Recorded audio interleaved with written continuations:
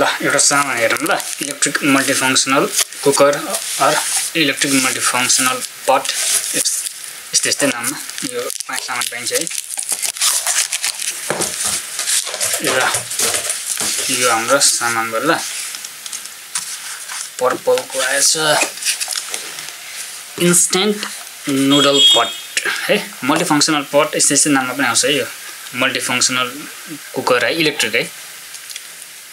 1 लिटरको item नम्बरहरु यहाँ सबै दिएको छ नि हैन 450 वाट 450 वाटको हैन अनि अब के दिएको छ हैन China's national compulsory product certification पाएको होला सायद हैन जस राम्रै सामान हो भनेर लेको खै कुन त अब कस्तो छ हैन नन स्टिक भनेको छ है नन स्टिक पनि सेफ तर्काको नन स्टिक हेर्नुपर्छ है मैले त भेरिफाई गरेर बुझेर लेखेको छु अब यदि त्यही हो भने चाहिँ है फेरि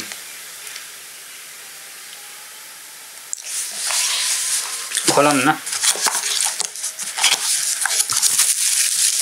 मटेरियल हेरौँ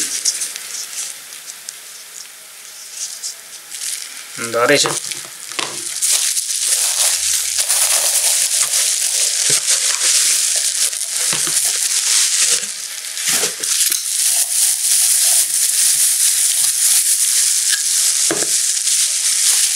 बबल र्याप यस्तो भएर हैन ल यो त अब धेरै सबै चाइनिजमा छ अब के कुनै पनि बुझ्दैन अब प्रोडक्ट ग्यारेन्टी कार्ड रे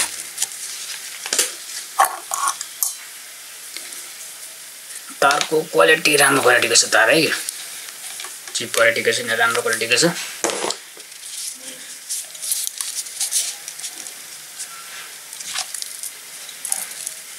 यो बिल्ड राम्रो छ दर बिल्ड छ है वन बटन है किटिक किटिकै अन भयो भने अलिक तल जाँदो रहेछ अफ भयो भने माथि आउँछ न्यू आइडिया अनलाइन लेखेको छ युट्युबमा भिडियो हेरेको थिएँ राम्रो लागेको थियो एकजनाले चाहिँ हुन्छ है यो यस्तै हात हो भने भनौँ न यतिको गइरहेछ यो मेरो यो अम्लाको यतिको गइरहेछ है यो यहाँसम्म है ठ्याक्कै नाप्दिनु त पक्न नाप्ने हिसाबले छैन यो भनेको तपाईँको डायमिटर भएन अनि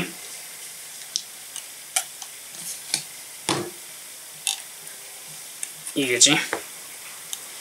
तपाईको यसको हाइट भएन अनि तपाईको यो खाना पकाउने ठाउँमा चाहिँ यतिको भइरहेको हुन्छ है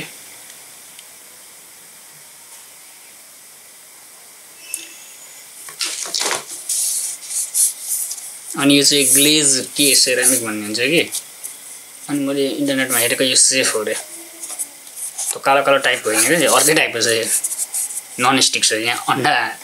फ्राई गर्नु पर्यो भने पनि नि तेल हाल्नु पर्दैन अन्डा फुटाउने अनि हाल्दिने टाँसिँदैन अनि क्वालिटी पनि यो राम्रो छ है यहाँ यसो गरेर छान्दाखेरि थाहा हुन्छ नि हैन प्लास्टिक दह्रो छ है यो दह्रो खाले प्लास्टिकको छ लिरिक टाइपको छैन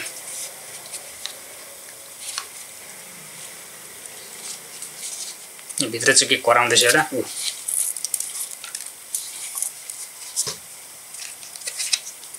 यो पनि दह्रो छ यहाँ होल छ है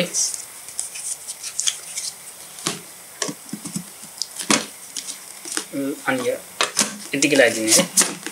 यो टाइट हुने टाइपको छैन टक्क राखिदिने हो हैन टाइट त किन हुनु पर्यो त हैन र मैले एउटा भिडियोमा हेर्दाखेरि चाहिँ यो खाना पकाउँदाखेरि चाहिँ तपाईले अगाडि बसेर मोनिटर गरिरहनुपर्छ है सायद यो अटो अफ हुँदैन किनकि मल्टिफङ्क्सनल हो नि त जस्तै एक कुकर राइस कुकरहरु चाहिँ अटो अफ हुन्छ किनकि एक पकाउनलाई कति टेम्परेचर कति समयसम्म चाहिन्छ भन्ने कुराहरु प्रोग्रामिङ भइसकेको हुन्छ टक्क त्यतिबेपछि ट्याक आउट अफ हुन्छ हैन यो त मल्टिफङ्क्सनल भयो यहाँ घरि त के पकाउनु छ घरि त्यहाँ अर्कै पकाउनुहुन्छ हैन अब ठ्याक्क कतिमा अफ हुने त मिल्दैन नि त नि त्यस्तै होला त्यसै कारण यो अटो अफ चाहिँ हुन्छ जस्तो लाग्दैन मलाई म्यानुअली चाहिँ मोनिटर गरिरहनु पर्छ ल यो यस्तो मल्टिफङ्क्सनल इलेक्ट्रिक पटमा पकाउँदाखेरि चाहिँ ग्यास जस्तै हो क्या ग्यास आफै बन्द त हुँदैन नि त हो त्यस्तै हो है यो अनि यो बन्द गरेर पकाउनु भयो भने फेरि ग्यास भरिएर पड्किने सम्भावना हुन्छ होला त्यसैकारण खाना पकाउँदा यो निकाल्ने पकाउने अनि पाकिसकेपछि तार बिजुलीबाट निकाल्ने अनि यो यतिकै राखेर छोडिदिने अनि खाना तातो भइरहेको छ नि हैन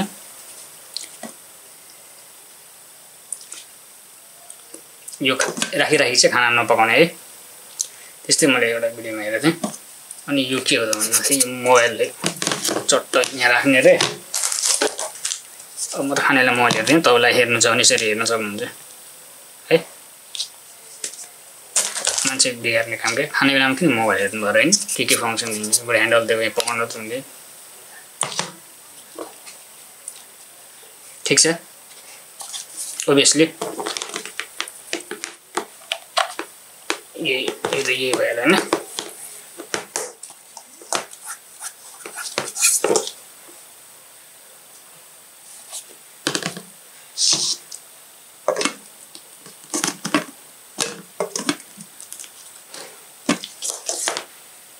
अनि यो यहाँ अन अफ छ है एउटा मात्रै बटन छ है यो अनि यहाँ कतै दुलो छैन यहाँ मात्रै दुलो छ है एउटा तातो जाने ठाउँ त्यही त होला नि हैन अनि यो माथि आएको छ नि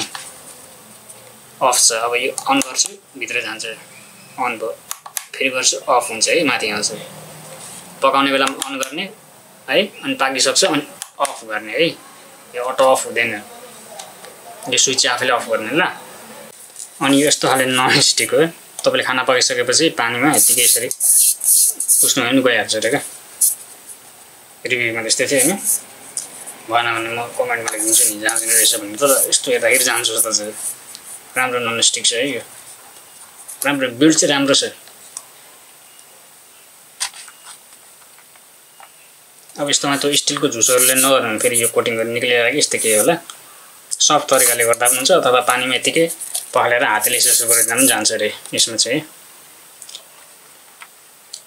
अथवा सफ्ट डिटर्जेन्ट प्रयोग गर्नको लागि पनि हातले यसरी गर्न सकियो नि हैन सफ्ट क्लोथ भए पनि त्यसले पनि गर्न सकियो हैन सफ्ट तपाईको जुसहरू हुन्छ नि भाँडा सफा गर्ने त्यसले पनि गर्न सक्यो अथवा डिटर्जेन्ट हातमा लगाएर यतिकै पनि गर्न सक्यो हैन मैले यसमा पानी राखेको छु है पानी बनाएको छु अनि यसको तार यहाँ सकेटमा जोडेको छ हैन तार चाहिँ छोडाउन सक्छ है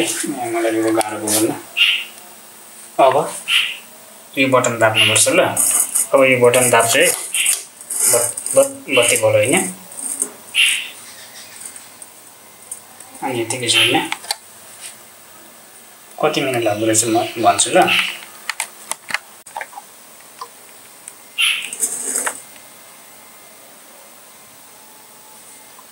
ओरेन्ज कलरको बत्ती छ पछि अफ गर्ने बेला पनि यो बटन दाब्नुपर्छ नि अटो अफ हुँदैन यसमा यो बिर्को चाहिँ पकाउँदाखेरि नलाउने है यो बिर्को नलाइकन पकाउने पाकिसकेपछि यो अफ गरिसकेपछि अनि बर्सिन छोड्दाखेरि अनि तातो भइरहोस् भनेर एकछिनको लागि तातो भइरहोस् भन्नको लागि अनि चाहिँ बिर्को लगाएर छोड्ने है पकाउने बेलामा चाहिँ बिर्को नलाउने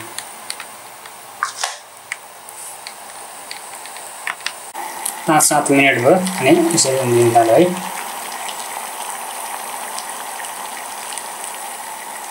यो चाहिँ अटो अफ हुँदैन यो उम्लिरहन्छ फेरि आफैले मोनिटर गरिरहनु पर्यो है यसको खाना पकाउँदाखेरि आफै अगाडि भइरहनु पर्यो है अनि पाकिसकेपछि फेरि यसलाई दाब्ने अनि अफ हुन्छ अफ भयो नि अनि चाहिँ बिर्को लाउने अब तातो भइरहोस् भन्नको लागि पकाउँदाखेरि बिर्को नलाउने यसमा अनि तार निकाल्ने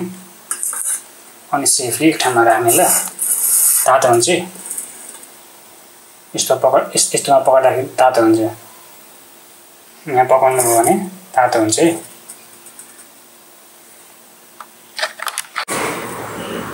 यहाँ चाहिँ तातो हुन्छ हैन, तर तल बेसमा चाहिँ तातो हुँदैन है। यस्तै तल बेस छ नि, यहाँ चाहिँ तातो छैन।